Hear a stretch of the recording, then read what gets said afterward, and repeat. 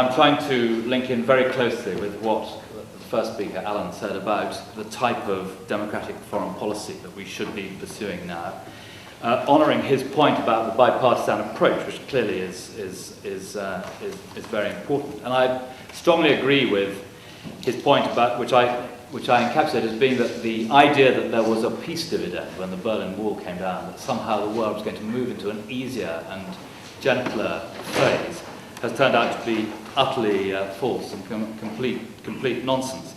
I am an unabashed liberal interventionist. I am not daunted from that view by the very serious difficulties of Iraq and Afghanistan. I was a very junior minister during the time of the Rwanda genocide and the beginnings of the Bosnian crisis and the way in which it was handled by the Conservative government of which I was a part. And to put it at its best, I draw many lessons from the experience of that time. I was last week in Laos and Cambodia, looking at the legacy of the terrible events that took place in both these countries. And I think it's very important, really, for politicians like me, who hope one day to be in government, to absorb and learn the lessons of those four very different events. And in my team, we produced last year a pamphlet, which I got a few copies for anyone who's interested, which is our contribution to the debate about the responsibility to protect and United Nations reform, which I obviously think is extremely important.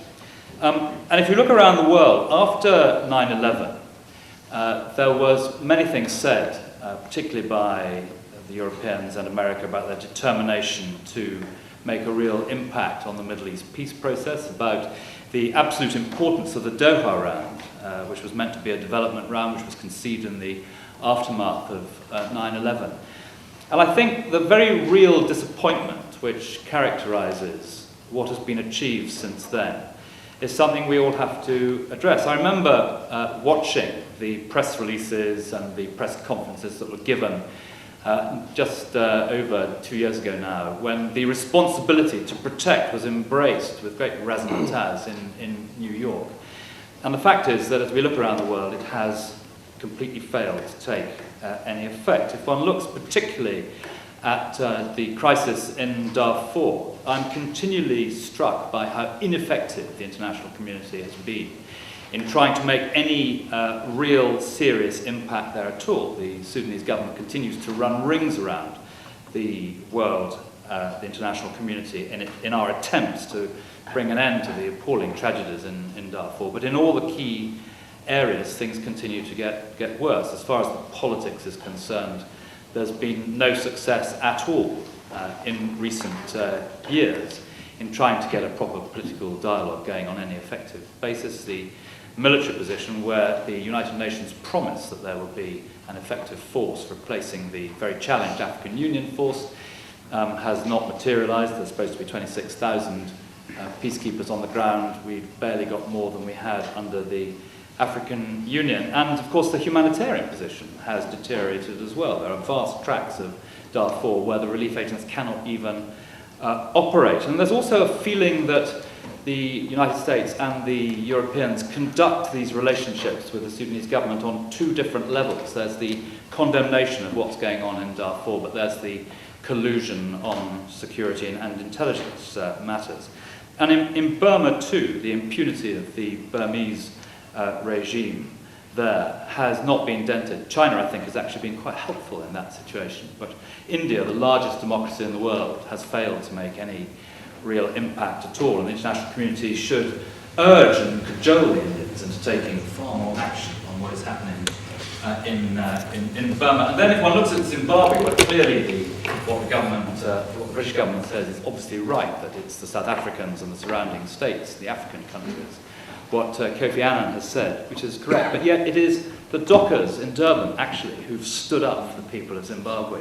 I thought that the actions of those dockers over the weekend was inspirational in refusing to unload these arms and munitions which were bound for the regime in Zimbabwe. So if that is the lamentable situation which all of us as politicians wrestle with and face, What is the answer? I don't have an answer, but I offer three possible pointers which I think are important.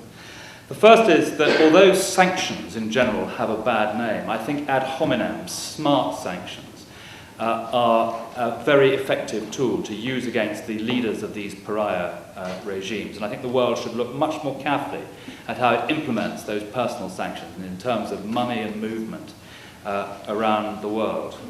The second point I put on the table is the development of the International Criminal Court. I think it is extremely interesting that President Bashir and Robert Mugabe, in their discussions with the international community, are always very vexed and worried about the International Criminal Court. When President Bashir went to the United Nations just over a year ago, most of his meeting with the Secretary General was about whether if UN peacekeepers came in, they would be able to act for the ICC. And I think the ICC is an undervalued asset.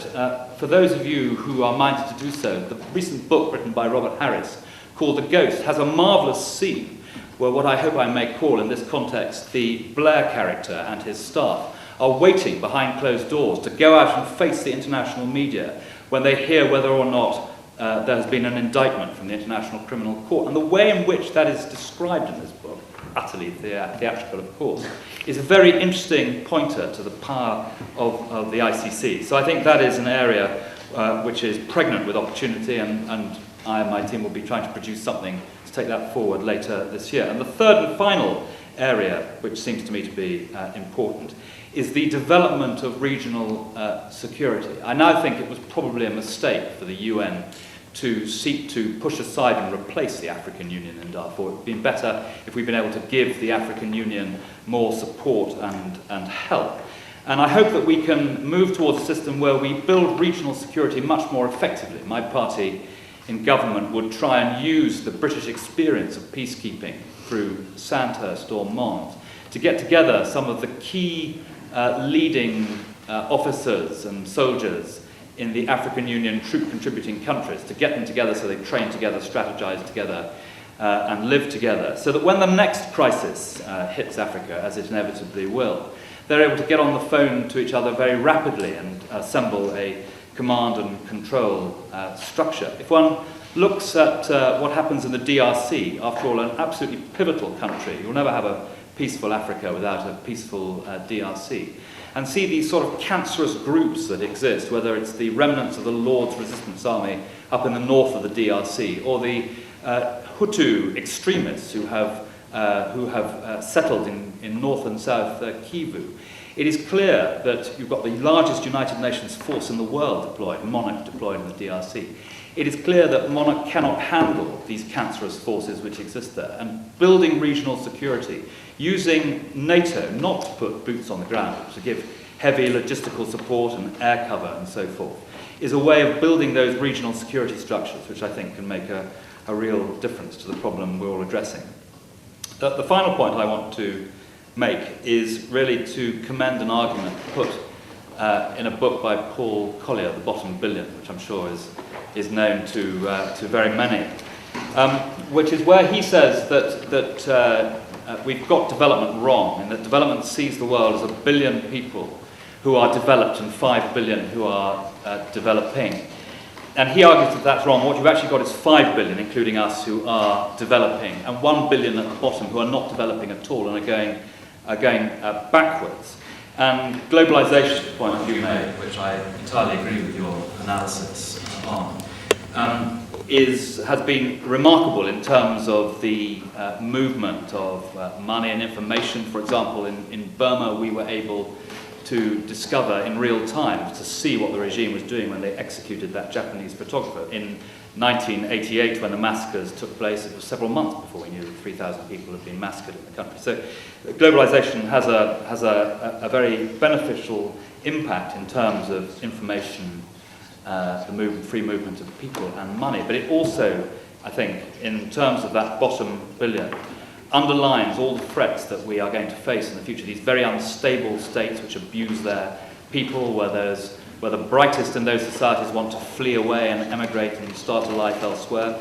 These are the states that will produce the pandemics in the future that export arms and misery and people around the world. And That too is a real destabilizing factor, which I think the addressing of that gives encouragement to those of us who are liberal interventionists and who are determined that, and don't regard it just as idealistic, but are determined that you really can make progress, and who also reject this awful statistic you gave, that only 1/3 of people felt they were morally superior to the Taliban. I unashamedly believe that the principles and policies and views that I and others stand for are wholly superior to that of the Taliban.